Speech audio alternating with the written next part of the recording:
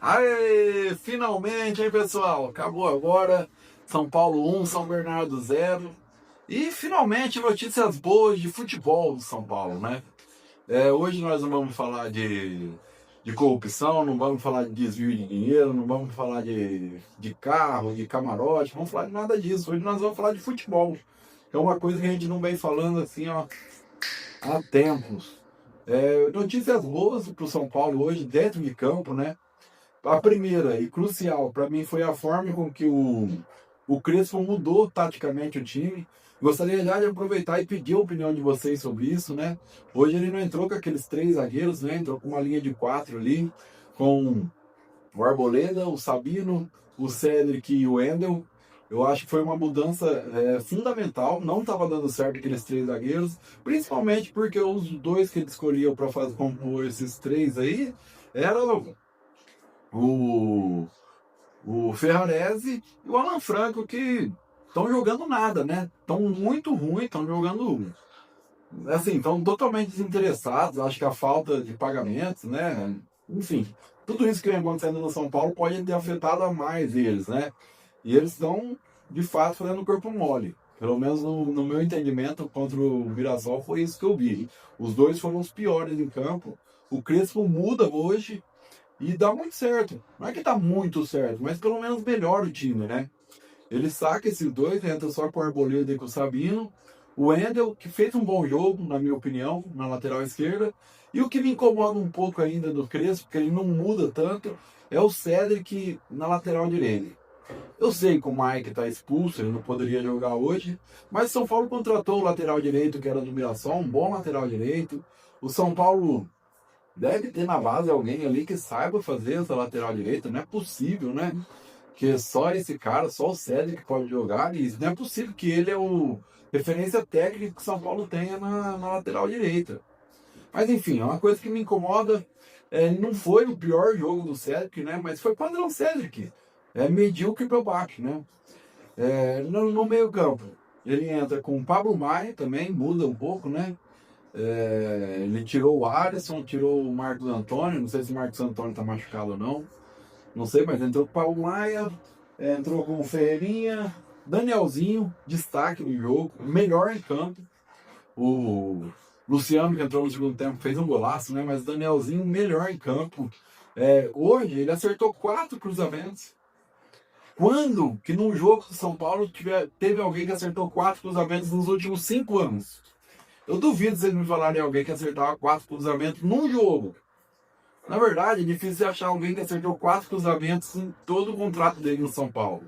O Cedric com certeza não acertou, o Wendel não acertou, o Reinaldo não acertou, o Igor Vinícius não acertou. Enfim, ninguém que passou ali pelo São Paulo, tanto no meio campo quanto nas laterais, não acertaram 4 cruzamentos no jogo. O Danielzinho acertou 4 cruzamentos, assim, sem contar com a dinâmica que ele dá no meio campo ali. Ele dominou o meio campo hoje, ofensivamente falando, né? Um jogador bem técnico, ofensivo, um armador mesmo.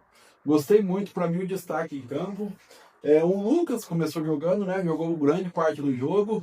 Hoje pareceu que ele estava um pouco mais confiante.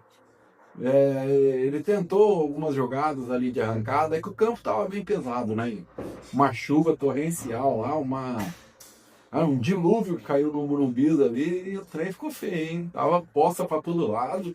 Isso não é costume acontecer no Morumbi, mas fazer o quê? A natureza é a natureza, né? Tá tudo alagado ali, mas o Lucas foi bem até um certo tempo ali. Ainda parece que ele tem alguma restrição, mas parece que ele começou a se soltar um pouco mais. Um Tapia na frente, né? E o Luca na ala direita. O Ferreirinha na ala esquerda. O, o Lucas um pouco mais atrás. Tapia na frente. E o Luca na frente, na ala direita, que também foi outro destaque do jogo. Para mim foi a principal peça ofensiva do São Paulo. Fez grandes jogadas ali, achou passes, triangulações, mesmo com esse campo pesado. E o estilo de jogo dele ser um contra um, sem ir pro drible, ir pra frente, assim, né? Tentar a jogada individual, ele conseguiu impor seu jogo ali. E é o que eu falei no último vídeo, que eu venho falando faz tempo. Esse ano, o São Paulo vai ter que contar com a base. Porque se você for contar com o Alan Franco, o Ferrarese, o próprio Luciano que entrou, foi lá, fez o gol, abraçou o Crespo, fez assim pra torcida, né? Enfim, é, eu acho que não dá para contar com esses caras por esse ano, porque esse ano vai ser muito complicado para São Paulo. Não só essa crise institucional que tá, essa ladruagem do caramba, esse bando de bandido que tomou de mão o São Paulo aí. Não só por isso, mas porque vai atrasar pagamento. São Paulo não tem dinheiro, está quebrado. Então vai ter que pôr esses moleques que ainda precisa provar o porquê eles estão no futebol. O Luga, rapaz, jogou bola pra caramba. O Danielzinho jogou muito bem, tudo bem, não é da base, né? Mas veio agora, quer seu lugar ao sol aí. O Paulinho, né? Entrou no segundo tempo aí. Não sei, acredito que tenha sido a estreia dele no time profissional. Cara, entrou numa fumaça, numa vontade que você não via. Então, assim, boas notícias do São Paulo. Não é porque eu tô falando assim, o São Paulo fez um jogo excepcional, não é isso, tá, gente? E nem vai fazer, o time de São Paulo é medíocre para baixo. Mas tem alguns bons valores. E jogando com vontade, com determinação, principalmente em casa, dá pro São Paulo competir. Tô falando que vai ganhar título, pelo contrário. Mas dá pra pelo menos não ser rebaixado, que é o que eu achava que ia ser quando eu assisti o jogo contra o Mirassol. Foi um desastre, foi uma coisa que, assim, surreal aquele jogo. Eu falei naquele vídeo que a minha opinião era que o São Paulo ia ser rebaixado no Campeonato Paulista e no Brasileiro. Mas jogando com determinação, hoje jogando em casa, e por incrível que pareça, quase 17 mil torcedores no Morumbi. É um número muito acima do que eu achei que ia ter.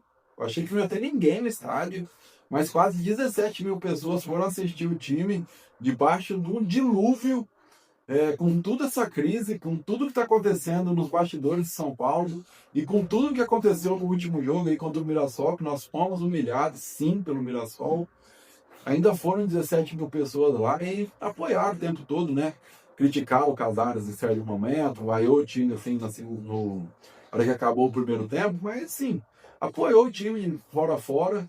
Hoje teve o retorno do Caleri, e é importante a gente falar do Caleri, porque eu sei que quando ele machucou, ele não estava no melhor momento dele no São Paulo.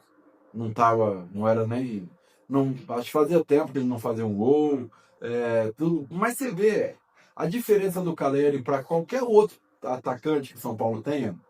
Ele conseguiu dominar as 4, 5 bolas, brigando no corpo com o zagueiro e tocar de lado, e começar uma jogada. Ninguém mais conseguia fazer isso.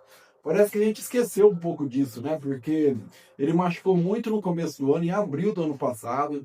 Depois veio o André Silva, né? Que embora fez bastante gols no ano passado, só que era muito caneludo. Era, não, né? É muito caneludo, né? Grosso demais. O Rian Francisco, que a gente tinha alguma esperança, era reserva do André Silva e machucou também todos eles ligamentos de joelho, né?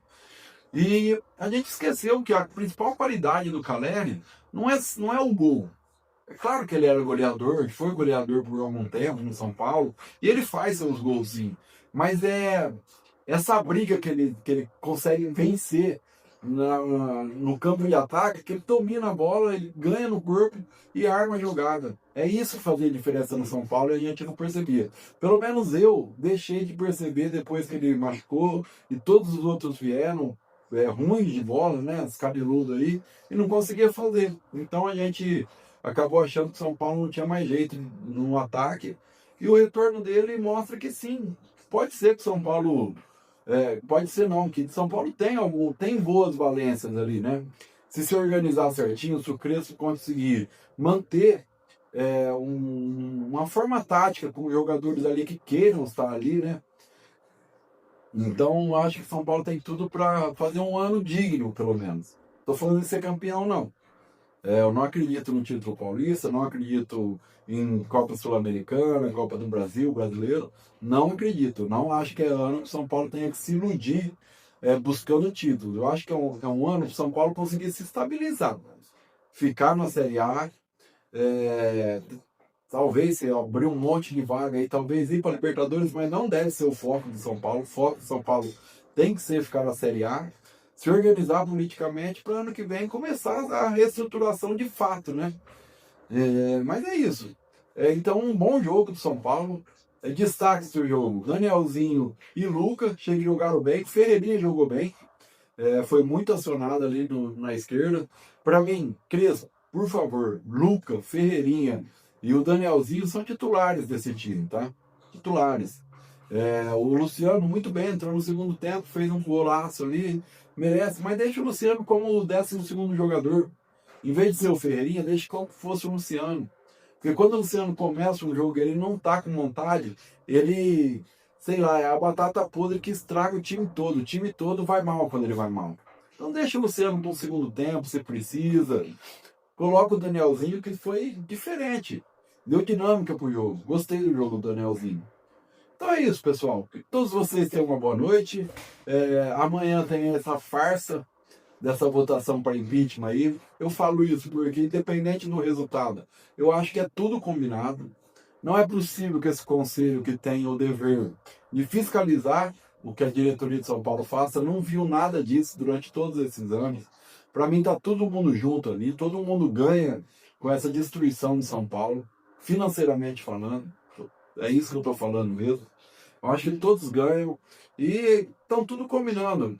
O Júlio Casares renuncia, não vai perder nenhum direito político, vai continuar mandando no clube junto com o Aidar, junto com o Leco, junto com todos esses caras aí que destruíram São Paulo. Ou vão ficar lá, vão fazer aquela votação acirrada e o Júlio Casares continua como presidente.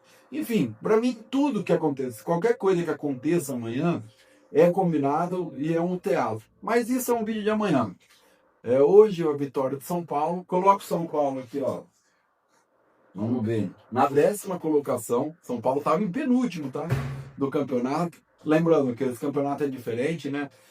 Todos os jogos ali, são 8 jogos a primeira rodada, a primeira fase do Campeonato Brasileiro, do Campeonato Paulista. Você tem que ficar entre os 8 primeiros para passar para os playoffs, né? Então São Paulo está em 10º no momento, segunda rodada apenas, né? Domingo, jogo dificílimo contra o Corinthians, que levou uma piaba do Bragantino também, 3-0. Então, assim, um jogo que vai ser uma briga de foice velha lá na Neoquímica, um lugar que a gente não ganha, né? Ganhou uma vez e para nunca mais. Mas, enfim, vamos lá, né? O Corinthians também não está no melhor momento, foi campeão ano passado, mas está numa crise institucional igual ao São Paulo. E é isso. Tentar lutar dentro de campo, porque fora de campo está difícil. Amanhã vai ter essa votação para o impeachment aí. Esperamos que comece a expulsar esses ratos de lá, né? Mas enfim, a minha esperança para isso não é alta, né? Eu tenho muita esperança nos jovens à base de São Paulo. Tá bom, pessoal? Fiquem com Deus, um bom final de semana a todos. Domingo tô de volta aí, amanhã na verdade tô de volta pra gente ver esse negócio do impeachment e domingo pro jogo de São Paulo e Corinthians. Tá bom, pessoal? Fiquem com Deus, um forte abraço, fui!